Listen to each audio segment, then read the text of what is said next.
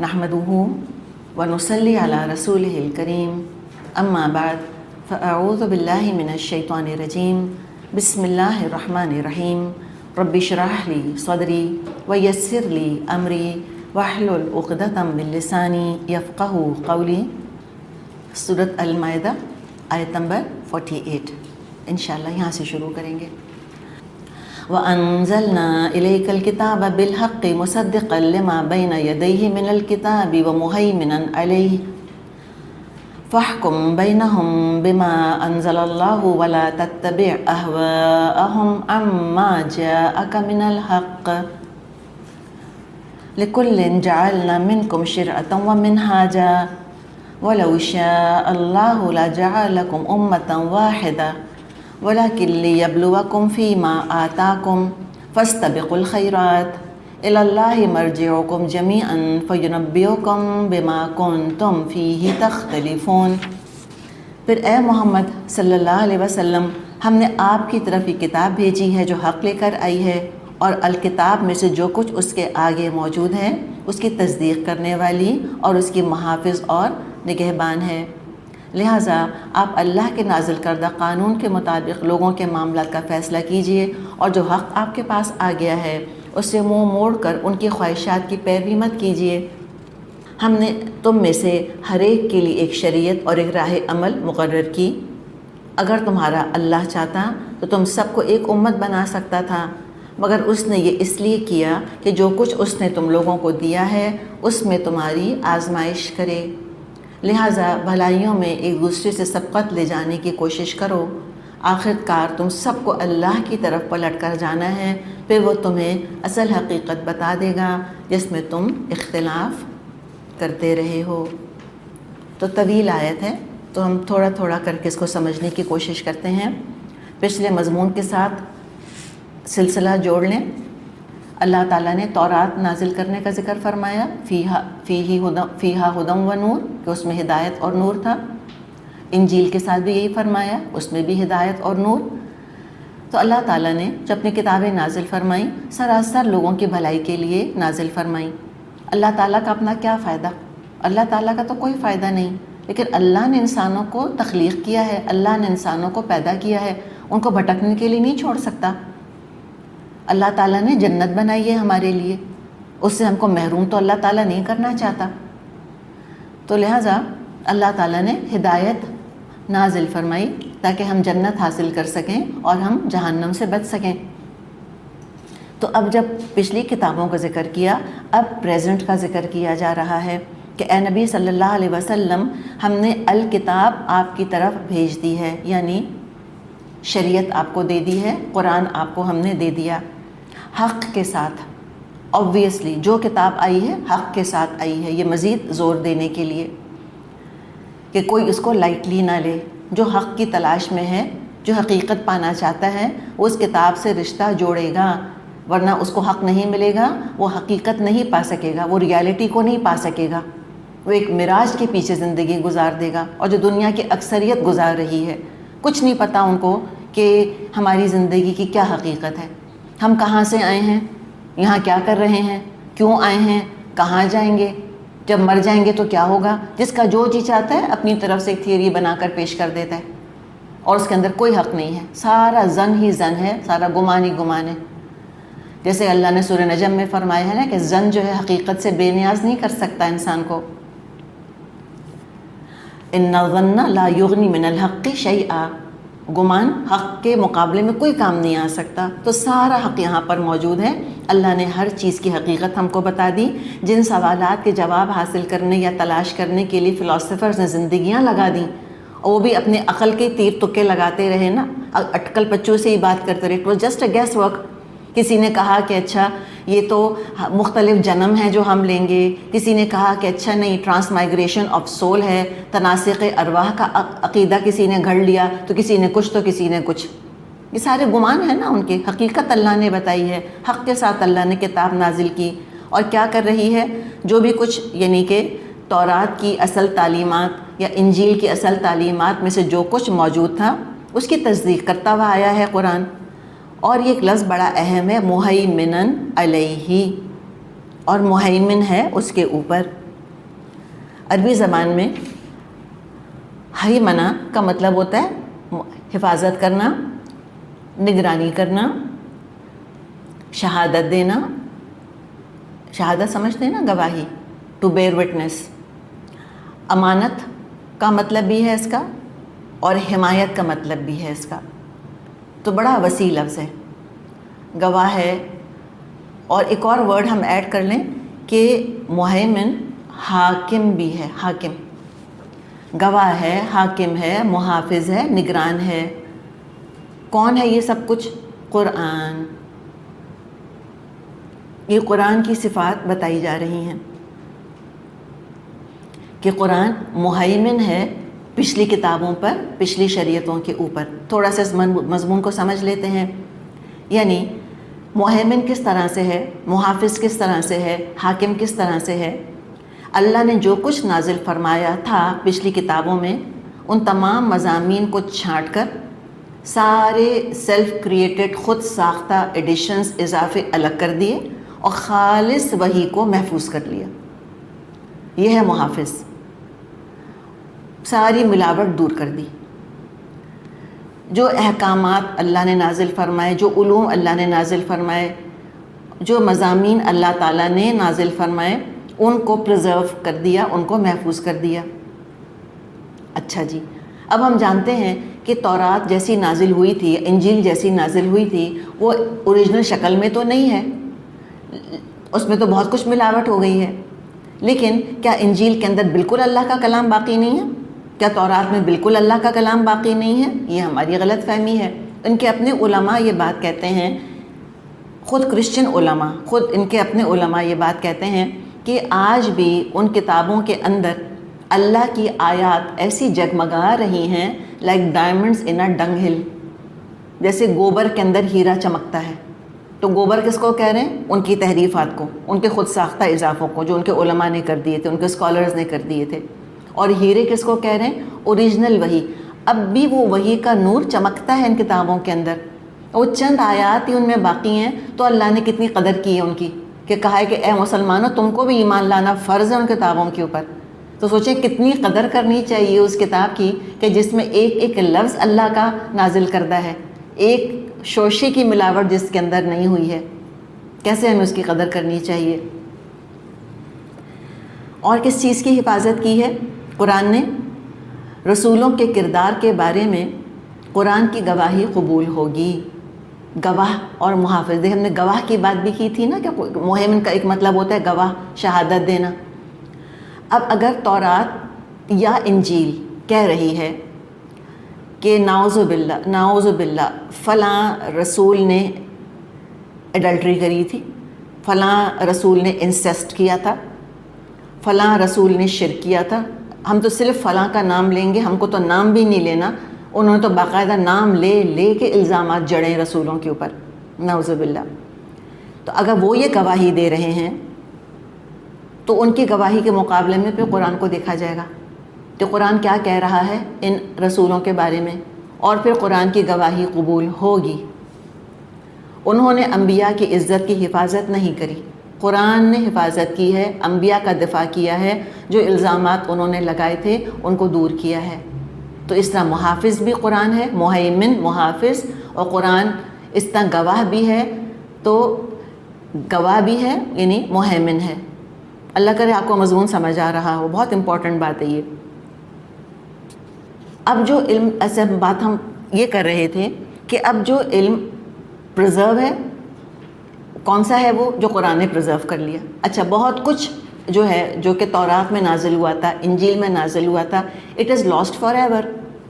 اب تو وہ ریٹریو ہو ہی نہیں سکتا. ویسی فائل تو نہیں ہے اس کو ریٹریو کر لیں. وہ تو لوگوں نے تحریف کر دی، وہ پتہ نہیں کہاں چلی گئیں وہ چیزیں. اب تو وہ موجود ہی نہیں ہیں. تو اگر وہ موجود نہیں ہیں، جو علم کھو گیا اور کوئی ذریعہ نہیں ہے اس کو دوبارہ حاصل کرنے کا، اس کا مطلب ہے کہ اللہ کو اس علم کی حفاظت مطلوب نہیں تھی. وہ عارضی ہوگا، وقتی ہوگا، ٹیمپرری ہوگا، اس وقت کی ضرورت، حاجت، نیڈ ہوگی. اب ضرورت نہیں رہی تو اللہ تعالیٰ نے پرزرو نہیں کیا. ٹھیک ہے، اٹس لاسٹ فار ایور، کوئی بات نہیں. ایک فائل تھی، ڈیلیٹ ہو گئی، اور وہ اللہ ہی کی حکمتیں تھیں اس کے اندر. تو اسی طرح قرآن جو ہے اب تمام کتابوں کا سردار ہے، حاکم ہے ان کے اوپر. کس طرح؟ ابھی حاکم ورڈ کو دیکھتے ہیں. اب قرآن فرقان ہے، قرآن کرائٹیرین ہے. تورات اور انجیل کے ہر عقیدے اور ہر حکم کو قرآن پر پرکھا جائے گا. قرآن نے اگر برقرار رکھا ہے تو صحیح ہے، قرآن نے اگر غلط کہہ دیا تو غلط ہے. قرآن نے ایبروگیٹ کر دیا، منسوخ کر دیا تو وہ ایبروگیٹ ہو گیا، اور قرآن نے ریپلیس کر دیا تو ریپلیس ہو گیا. اب آپ کہیں گی کیا ریپیٹ کریں؟ چلیں کوشش کر لیتے ہیں ریپیٹ کرنے کی. قرآن نے اگر صحیح کہا ہے تو وہ صحیح ہے، قرآن نے غلط کہہ دیا تو غلط ہے، قرآن نے منسوخ کر دیا تو منسوخ ہے، اور قرآن نے اگر ریپلیس کر دیا، بدل دیا، تو قرآن ہی کا حکم مانا جائے گا. یہ ہم نے سورہ بقرہ میں پڑھا تھا نا، ما ننسخ من آیت او ننسیها ناتی بخیر منها او مثلها.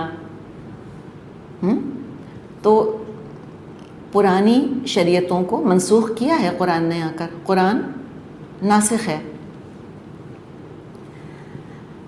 تو یہ بات فرمائی کہ اب قرآن مہیمن علیہ ہے، قرآن اس پچھلی شریعت کے اوپر مہیمن ہے. تو مہیمن کو ایک لفظ میں تو ہم ڈسکرائب نہیں کر سکتے، لہٰذا اتنی لمبی چوڑی ہمیں تقریر کرنی پڑی. اب آپ صلی اللہ علیہ وسلم سے کیا فرمایا؟ فاحکم بینہم بما انزل اللہ. لہٰذا اللہ کے نازل کردہ قانون کے مطابق لوگوں کے معاملات کا فیصلہ کیجئے. یعنی کس کے مطابق اب فیصلے ہوں گے؟ قرآن کے مطابق، قرآن کی شریعت کے مطابق. اور قرآن کے مطابق فیصلہ کرنے کا آٹومیٹک مطلب یہ ہے کہ احادیث بھی اس میں شامل ہیں، اس لیے کہ خود قرآن کہتا ہے من یطع الرسول فقد اطاع اللہ. جس نے رسول کی اطاعت کی ہے اس نے اللہ کی اطاعت کی ہے. وما ارسلنا من رسول الا لیطاع باذن اللہ. یہ سب مضمون سورہ نساء میں پہلے ہی بتا دیا تھا ہم کو. اس کے بعد مائدہ نازل ہوئی ہے، اس کے بعد مائدہ کا نمبر آتا ہے کہ کوئی رسول اللہ نے نہیں بھیجا دنیا میں مگر اس لیے بھیجا کہ اس کی اطاعت کی جائے اللہ کے اذن، اللہ کی اجازت سے. تو لہٰذا اب جو اللہ نے نازل کیا ہے اس کے مطابق آپ فیصلہ کیجئے. اب مجھ پہ، آپ پہ، رہتی دنیا تک تمام انسانوں پہ فرض ہے کہ وہ قرآن کی شریعت کو فالو کریں. وَلَا تَتَّبِعْ أَهْوَاءَهُمْ. اور کہا اے نبی صلی اللہ علیہ وسلم اب آپ ان کی خواہشات کی پیروی مت کیجیے. یہ دوبارہ بھی پلٹ کر آئے گا، وہاں بات کریں گے. کب؟ اما جاءک من الحق. اس کے بعد کہ آپ کے پاس حق آ گیا ہے. ظاہر ہے اب جب ایک پروف ہے، ایک اوتھینٹک چیز آ گئی ہے تو ان اوتھینٹک چیز کو کیوں فالو کریں؟ پھر فرمائے لِكُلٍّ جَعَلْنَا مِنْكُمْ شِرْعَةً وَمِنْهَاجًا. اور ہم نے تم میں سے ہر ایک کے لیے شریعت اور راہ عمل مقرر کی ہے. شرعتاً کو تو ہم سمجھ سکتے ہیں، شریعہ پہ ہم نے پہلے بات بھی کر لی تھی لفظی ترجمے کے اندر. راستہ، وہ راستہ جو پانی کی طرف جاتا تھا. شریعت یعنی کہ شریعت سے مراد ہے اللہ تعالیٰ کے قوانین. تو جو شریعتیں ہیں یہ مختلف زمانوں میں مختلف علاقوں کے حساب سے، مختلف حالات کے حساب سے انبیاء کو، رسولوں کو دی گئی تھیں. تو شریعتیں وقت کے ساتھ بدلتی رہیں. ٹھیک ہے؟ تو کہا کہ لِكُلٍّ جَعَلْنَا مِنْكُمْ شِرْعَةً. ہم نے تم میں سے ہر ایک کے لیے شریعت مقرر کی تھی، لیکن جب حالات بدل گئے تو پھر وہ شریعت کے اندر تبدیلیاں ہو گئیں. اور یہ نیچرل ہے. اس کو بڑا اچھا سمجھاتے ہیں علماء کہ مثال کے طور پہ ایک مریض ہے، اب جب وہ علاج اس کا شروع کیا جائے گا تو شروع میں ہو سکتا ہے کہ دوا کا ڈوز ڈیفرنٹ ہو یا دوا خود ڈیفرنٹ ہو. جیسے جیسے مریض کا حال بدلے گا ایسے ایسے علاج کی میتھڈالوجی چینج ہوگی. تو بالکل یہی طریقہ شریعتوں کا رہا. انسان ایوالو ہو رہے تھے. ابھی ایوالو سے مطلب یہ نہیں کہ فزیکلی ایوالو ہو رہے تھے کہ ہم بندر سے جو ہے وہ ایپ سے ہم ان ایپ ہو رہے تھے. نہیں، یہ ان ایپ کی بات نہیں ہے. وہ رہا ہے کہ ابھی عقلی طور پہ انسان کا ارتقاء ہو رہا تھا، یعنی سماجی طور پہ اور معاشرتی طور پہ، سویلائزیشن کے طور پہ ابھی ہم ایوالو ہو رہے تھے. تو لہٰذا ڈفرینٹ مراحل کے حساب سے ڈفرینٹ شریعتیں دی جاتی رہیں. سمپل مثال کوئی آپ کے ذہن میں آ رہی ہے؟ آدم علیہ السلام کی شریعت کی کوئی مثال بتائیں مجھ کو. ابھی ہم نے پڑھی ہے، یعنی کہ ہم نے بات خالی کی، پڑھی تو نہیں. بہن بھائی کی شادی ایگزیکٹلی یہ اس وقت کی ضرورت تھی کہ نہیں تھی؟ آبویسلی جب کوئی نمبر 2 خاندان ہی نہیں تھا تو پھر کبھی انسانی نسل کیسے آگے بڑھتی؟ لیکن مجھے بتائیں کہ آج بہن بھائی کی شادی ہو سکتی ہے؟ آبویسلی نہیں ہو سکتی۔ اسی طرح یہ جو حلال حرام ہم دیکھ رہے ہیں، کون سے جانور حلال ہیں کون سے حرام ہیں، اللہ بہتر جانتا ہے کہ کس موقع پر اللہ نے یہ حرمت نازل کری۔ جب کھانا تلاش کرنا مشکل تھا لوگوں کے لیے تو کیا پتہ پھر اتنی سختی نہ ہو حلال اور حرام کی اس وقت۔ وہ تو وقت کے ساتھ ساتھ پھر یہ اللہ تعالیٰ نے مزید پابندیاں کچھ چیزوں میں لگائیں، کچھ پابندیوں کو ہلکا کیا، کچھ پابندیوں کا اضافہ کیا، بیکاز آبویسلی ہیومینٹی ایوالو ہو رہی تھی اس وقت تک۔ تو یہ ہے شریعت کا معاملہ۔ تو اب ساری پچھلی شریعتیں کینسل، اللہ نہ کرے کوئی بدگمان قسم کا برا انسان اگر کہتا ہے کہ نہیں کوئی شریعت جو ہے وہ ایبروگیٹ نہیں ہوئی، تو اس کا مطلب کیا ہے کہ بہن بھی بھائی سے شادی کر سکتی ہے، نعوذ باللہ۔ تو اور جیسے آپ کو مثال دی تھی، کچھ لوگوں نے ایسی باتیں کی ہیں، سننے میں بہت اچھا لگتا ہے کہ نہ جی کوئی شریعت کوئی حکم نہیں منسوخ ہوا، سب صحیح ہے۔ نہ، اللہ نے منسوخ کیا ان چیزوں کو، اس زمانے کے لیے وہی چیز مناسب تھی۔ اور کیا فرمایا؟ وَمِنْهَاجَ، اور ایک راہ عمل ہے۔ منہج یہ بڑا وسیع لفظ ہے، اس پہ بہت کچھ علماء نے الحمدللہ لکھا ہے۔ منہج اس کا سمپل ترین ایکسپلینیشن جو ہے پہلے وہ دیکھ لیتے ہیں۔ وہ کیا ہے منہج؟ کہ جب یہ شریعتیں آئیں تو انسانیت نے، ہیومینٹی ایز اے ہول کہہ لیں یا اس رسول کی امت کی بات ہم کر لیں، رسول کی امت میں 2 منہج بن گئے، ایک نے بات مانی ایک نے نہیں مانی۔ اللہ نے فرمایا ہے نا اِنَّا هَدَيْنَاهُ سَبِيلًا فَإِمَّا شَاكِرًا وَإِمَّا كَفُورًا، ہم نے تو راستہ دکھا دیا ہم نے، جو چاہے شکر گزار بنے، جو چاہے وہ کفر کرنے والا بن جائے۔ تو کسی نے بات مانی کسی نے نہیں مانی، تو ایمان اختیار کیا، کسی نے کفر کا راستہ اختیار کر لیا۔ یہ سمپل ترین ایکسپلینیشن ہے۔ ڈاکٹر اسٹار نے الیبریٹ ایکسپلینیشن دیا ہے، اللہ تعالیٰ ان کو اس کا اجر دے۔ وہ یہ بتاتے ہیں کہ ہر رسول نے ایک ڈفرینٹ میتھڈالوجی اختیار کی تھی آ کر۔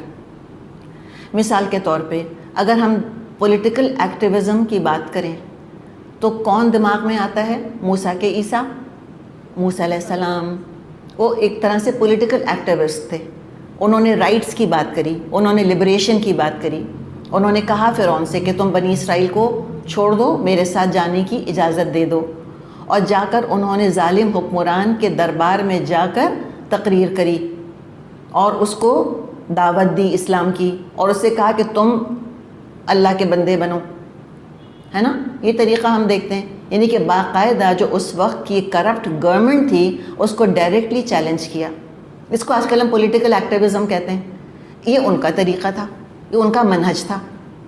اگر ہم عیسیٰ علیہ السلام کا طریقہ دیکھیں تو عیسیٰ علیہ السلام کا منہج یہ ملتا ہے کیا ہم کو کہ انہوں نے جا کر رومنس سے بات کی ہو جا کر کہ تم مشرک ہو اور تم شرک چھوڑ دو اور تم ظلم کرنا چھوڑ دو؟ نہیں، ہمیں ایک بھی واقعہ نہیں ملتا کہ عیسیٰ علیہ السلام نے جا کر حکومت کے لوگوں سے بات کی ہو۔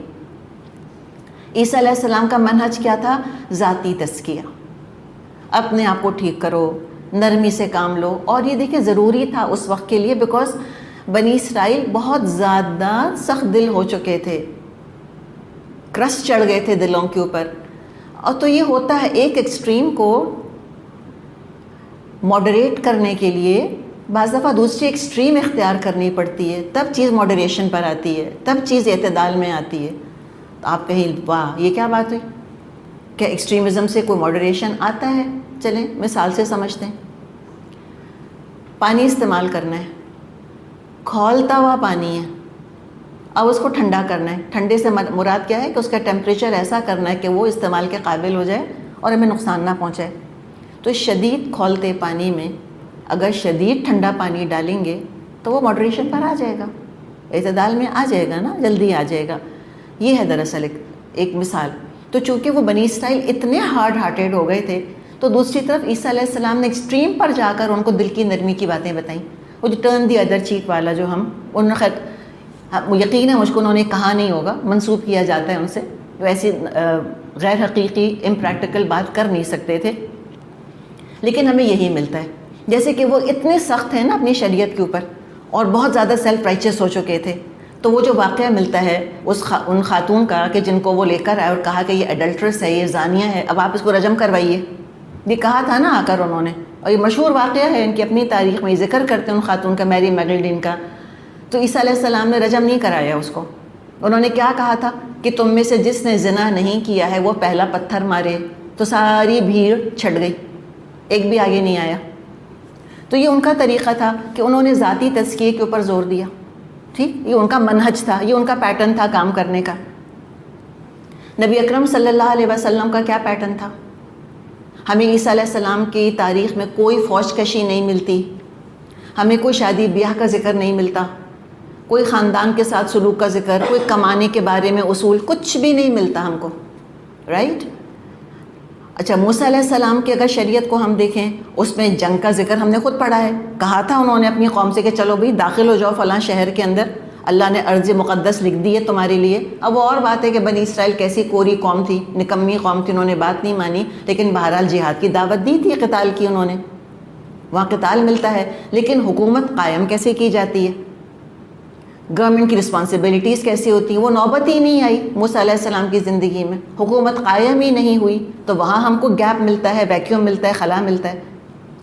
تو اب یہ سارے گیپس کہاں فل ہوتے ہیں؟ نبی اکرم صلی اللہ علیہ وسلم کے منہج کے اوپر آگے.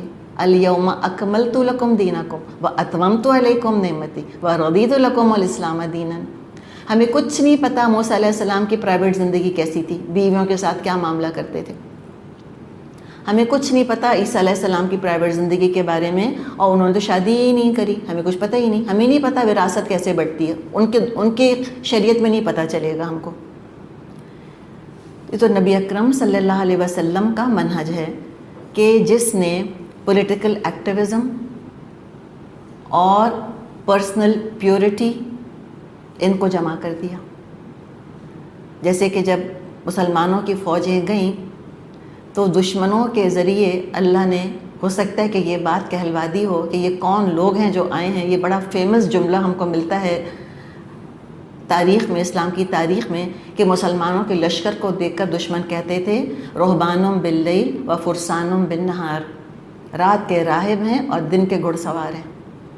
عبادت ایسے کرتے ہیں لگتا ہے کہ تلوار اٹھانی نہیں آتی، اور تلوار ایسے اٹھاتے ہیں کہ لگتا ہے کہ کبھی انہوں نے عبادت میں اپنے آپ کو تھکایا ہی نہیں ہے. جیسے اس شان کی آپ نے امت اٹھائی. کوئی آپ کی زندگی کا گوشہ خفیہ نہیں ہے ہم سے، حتیٰ کہ جو پرائیویٹ ترین معاملات ہوتے ہیں، شوہر اور بیوی کا اپنا بند دروازوں کے پیچھے تعلق، اس کی بھی ہمیں رہنمائی مل گئی ہے ازواج کے ذریعے سے. اللہ ازواج پر کروڑوں کروڑوں رحمتیں نازل فرمائے، تو اپنی پرائیویسی کی قربانی دے کر امت کے لیے انہوں نے راہ عمل کھول دی کہ ہم اس تعلق کے اندر بھی جٹری نہ ہوں کہ پتہ نہیں اب جو یہ عمل ہو رہا ہے یہ جائز ہے کہ نہیں، ایسے کر سکتے ہیں کہ نہیں، وہ تک بتا دیا. تو یہ دراصل یہ آپ صلی اللہ علیہ وسلم کا منہج تھا، جو کہ بہترین حسین ترین کمبینیشن ہے موسیٰ علیہ السلام اور عیسیٰ علیہ السلام کے منہج کا. اور پھر جو گیپس فل ان دا بلینکس رہ گئے تھے، اللہ تعالیٰ نے ان کو بھی مکمل کر دیا، اللہ نے ان کو بھی پرفیکٹ کر دیا. اور آگے فرمایا وَلَوْ شَاءَ اللہ، اور اگر اللہ چاہتا لَجَعَلَكُمْ أُمَّةً وَاحِدَةً، وہ تم کو ایک ہی امت بنا دیتا، لیکن نہیں چاہا اللہ نے. سمپل بات ہے، کیوں نہیں چاہا؟ کہ یہاں پر ہم امتحان کے لیے آئیں. اگر پیپر ہی آؤٹ کرنا تھا، آنسر شیٹ ہی دے دینی تھی اسٹوڈنٹ کو، تو امتحان کا فائدہ؟ دنیا تو ہے دارالامتحان. لیکن کیا چاہا اللہ نے؟ وَلَكِن لِيَبْلُوَكُمْ فِي مَا آتَاكُمْ، تاکہ اللہ تمہاری آزمائش کرے اس میں جو اس نے تم کو دیا ہے. تو یہ فیما آتاکم کیا ہے یہاں پر؟ اصل میں شریعت ہے، یہ کہ جو شریعت اللہ نے دی ہے اب یہ تمہاری آزمائش ہے. تو تم کیا کرو اے انسانوں، فاستبقوا الخیرات، اب بھلائیوں میں ایک دوسرے سے سبقت لے جانے کی کوشش کرو. اہل کتاب کے لیے ایمان لانا سب سے بڑی بھلائی ہے کہ ایمان لے آؤ. اب تم الی اللہ مرجعکم، اللہ ہی کی طرف تم سب کو پلٹ کر جانا ہے. فَيُنَبِّئُكُم بِمَا كُنتُم فِيهِ تَخْتَلِفُونَ، وہ تم کو اصل حقیقت بتا دے گا جس میں کہ تم اختلاف کرتے رہے۔ تو بیکار کے تعصبات چھوڑ دے انسان، پرزور دعوت ہے غیر مسلموں کو اسلام لانے کی اور مسلمانوں کو پریکٹسنگ مسلم بننے کی دعوت ہے کہ تم بھی نیکیوں میں کمپٹیشن کرو، آگے دوڑو۔ اس سے پہلے کہ اللہ کے ہاں پیش ہو تم اپنا معاملہ درست کر لو۔ وَأَنِحْكُمْ بَيْنَهُمْ بِمَا أَنزَلَ اللَّهُ وَلَا تَتَّبِعْ أَهْوَاءَهُمْ وَاحْذَرْهُمْ أَنْ يَفْتِنُوكَ عَنْ بَعْدِ مَا أَنزَلَ اللَّهُ إِلَيْكَ فَإِنْ تَوَلَّوْا فَاعْلَمْ أَنَّمَا يُرِيدُ اللَّهُ أَنْ يُصِيبَهُمْ بِبَعْضِ ذُنُوبِهِمْ وَإِنَّ كَثِيرًا مِنَ النَّاسِ لَفَاسِقُونَ۔ بس اے محمد صلی اللہ علیہ وسلم، آپ اللہ کے نازل کردہ قانون کے مطابق ان لوگوں کے معاملات کا فیصلہ کیجئے اور ان کی خواہشات کی پیروی مت کیجئے۔ ہوشیار رہیے یہ لوگ آپ کو فتنے میں ڈال کر اس ہدایت سے منحرف نہ کر پائیں جو اللہ نے آپ کی طرف نازل کی ہے، اور اگر یہ اسے منہ موڑیں تو جان لیں اللہ نے ان کے بعض گناہوں کی پاداش میں ان کو مبتلا مصیبت کرنے کا ارادہ کر ہی لیا ہے، اور حقیقت یہ ہے ان میں سے اکثر لوگ فاسق ہیں۔ تب آپ صلی اللہ علیہ وسلم سے براہ راست خطاب ہے وَأَنِحْكُمْ بَيْنَهُمْ بِمَا أَنزَلَ اللَّهُ، یعنی اب آپ شریعت کے مطابق، اسلامی شریعت کے مطابق فیصلے کیجئے، وَلَا تَتَّبِعْ أَهْوَاءَهُمْ، اور ان کی خواہشات کی پیروی مت کیجئے۔ آپ صلی اللہ علیہ وسلم کے ذریعے مسلمانوں کو بھی حکم دیا جا رہا ہے کہ قرآن کا قانون چھوڑ کر غیروں کے قانون پر راضی مت ہونا، ان کے طور طریقوں، ان کے عقیدے، ان کے رسم و رواج، ان کے قوانین، ان کی شریعت میں کچھ بھی ہدایت نہیں بچی ہے، کوئی ہدایت نہیں ہے، صرف ہوا ہی ہوا ہے وہاں پر، ہر چیز خواہشات ہیں، اور یہ خود ہم پڑھ سکتے ہیں۔ ان کا عقیدہ، ان کی خواہش ٹرینٹی، کوئی رسول کی تعلیمات سے تعلق نہیں، ان کی سیلیبریشنز کا ان کے رسول کی تعلیمات سے کوئی تعلق نہیں، نتھنگ۔ کرسمس کے بارے میں کھول کے پڑھ لیں کہ کرسمس کہاں سے آیا، جو آج پہچان ہے کرسچینٹی کی، کرسمس ٹری، سینٹا کلاس، یہ ساری چیزیں، موزوں کے اندر تحفے دینا، یا وہ جو سلیج لے کر وہ آتا ہے، رین ڈیئرز لگے ہوئے ہوتے ہیں اس کے اندر۔ یہ مجھے بتائیں کہ سلیج اور یہ رین ڈیئر اور اس کا وہ اتنا موٹا سا کوٹ جو سردی کے کپڑے ہیں، وہ کہاں ہو سکتے تھے وہاں پر جہاں پہ عیسیٰ علیہ السلام تشریف لائے تھے؟ وہ کچھ سرد علاقہ تھوڑی تھا کہ برف پڑ رہی تھی وہاں پر ایسے، اور وہاں پہ سلیج ہوتی تھی کوئی، اور رین ڈیئرز ہوتے تھے وہاں پر۔ اجنبی ہے نا یہ چیزیں، کوئی تعلق ہی نہیں ہے ان کا عیسیٰ علیہ السلام سے۔ تو خود وہ کہتے ہیں کہ کرسمس کا اوریجن کیا ہے، وہ کہتے ہیں اوریجن ان نون، ہمیں نہیں پتہ یہ کہاں سے شروع ہو گیا۔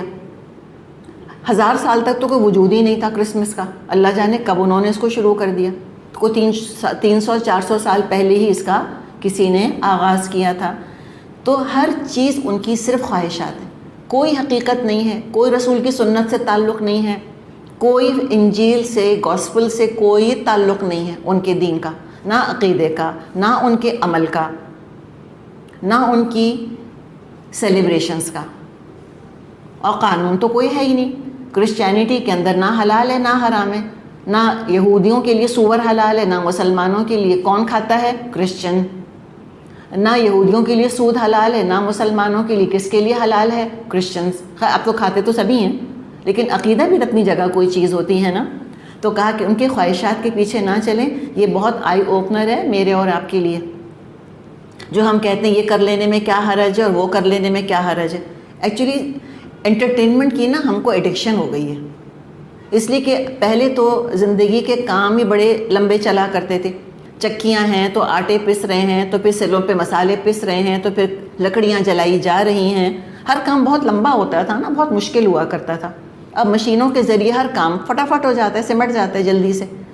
مرد بھی پہلے آپ سوچیں نا پیدل جاتے ہوں گے، اونٹوں پہ سوار ہو کے، گھوڑوں پہ سوار ہو کے کدھر جاتے ہوں گے کام محنت مزدوری کرنے کے لیے۔ ساری فکر کیا ہوتی تھی؟ بھی گھر جائیں، کھانا کھائیں، بال بچوں میں وقت گزاریں، اور زیادہ بچوں کو زیادہ اچھا سمجھا جاتا تھا، تو کسی اور بات کی فکر ہی نہیں ہوتی تھی، ٹائم ہی نہیں ہوتا تھا۔ اب تو فیملیز چھوٹی ہیں، کام آسان ہو گئے ہیں، فرصت زیادہ ہو گئی ہے، تو انٹرٹینمنٹ کا ایڈکشن ہو گیا ہے لوگوں کو۔ تو لہٰذا وہ کہیں سے بھی جس مذہب کی جو انٹرٹیننگ چیز ان کو ملتی ہے بس وہ اس کو سیلیبریٹ کرنا چاہتے ہیں، اور اس پر غصہ ہے، لڑائی جھگڑا ہے کہ ہم یہ کیوں نہیں سیلیبریٹ کر سکتے، ہم وہ کیوں نہیں سیلیبریٹ کر سکتے۔ تو بہرحال اللہ نے یہاں گائیڈنس دے دی ہے، اور پھر کیا کہا ہے، وَاحْذَرْهُمْ، بچ کے رہنا، بی کیئرفل، اَن یفتنوک، کہیں تم کو فتنے میں نہ ڈال دیں، ام بعد ما انزل اللہ الیک، ان میں سے بعض چیزوں سے جو اللہ نے نازل کی ہیں، تمہیں قرآن حدیث کے بارے میں شک میں نہ ڈال دیں، تم ملاوٹ نہ کرنے لگ جاؤ، تم کو اپنے سیلیبریشن پھیکے نہ لگنے لگ جائیں، تم ان کی طرح رنگینیاں تلاش کرنے میں نہ لگ جانا کہیں، اور اگر کرتے ہو تو ایٹ یور اون کاسٹ۔ فاحذرہم بہت امپورٹنٹ ہے، ذرا تم محتاط رہنا۔ آپ صلی اللہ علیہ وسلم دعا مانگا کرتے تھے کہ اعوذ بک من فتنۃ المحیا، اللہ تعالیٰ میں تیری پناہ میں آتا ہوں زندگی کے فتنوں سے۔ سوچیں دین قائم کرنا اوریجنل پیور شکل میں کتنا مشکل کام ہے، کتنا لوگوں کا دباؤ ہوتا ہوگا کہ یہ قائم نہ ہو، کہ اکثر لوگ تو آپ کو فتنے میں ڈالنے کی کوشش کریں گے اس سے جو کہ اللہ نے نازل کیا ہے۔ اور یہ بھی کہہ دیا کہ اگر یہ منہ موڑتے ہیں تو جان لیں کہ اللہ نے ارادہ کیا ہے کہ ان کے بعض گناہوں کے بدلے اللہ ان کو دنیا ہی میں سزا اور عذاب کی پہلی قسط دے دے، اور اکثر ان میں سے فاسق ہی ہیں۔ اب ایک سوال پوچھا گیا، اور یہ بڑا ایک سرچنگ کویسچن ہے، یہ ہر مسلمان کو چاہیے اپنے آپ سے پوچھے۔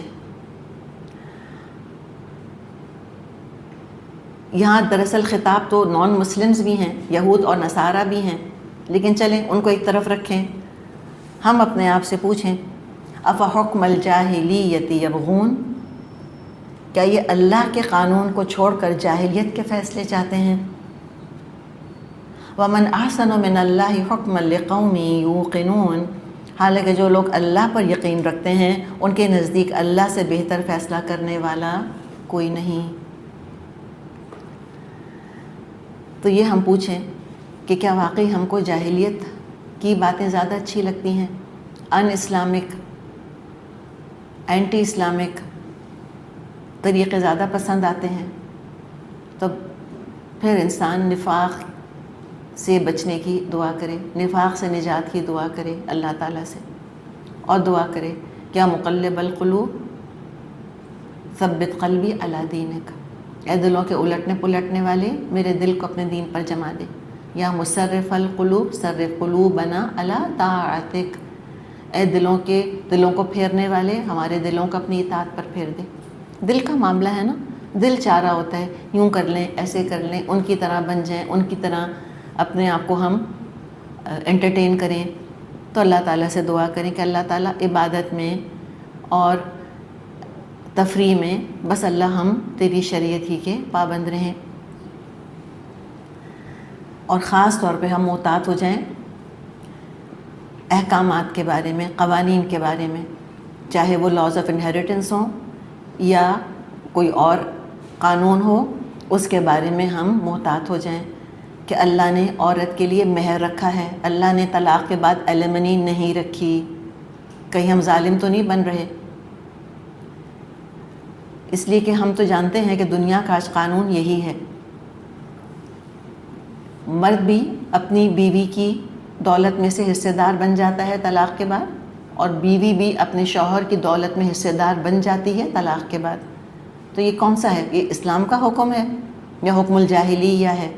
یہ جاہلی حکم ہے، اڈاپشن کا قانون ہے۔ ہم اسلام کے قانون پر رہیں، وراثت کی ہم بات ابھی کر چکے۔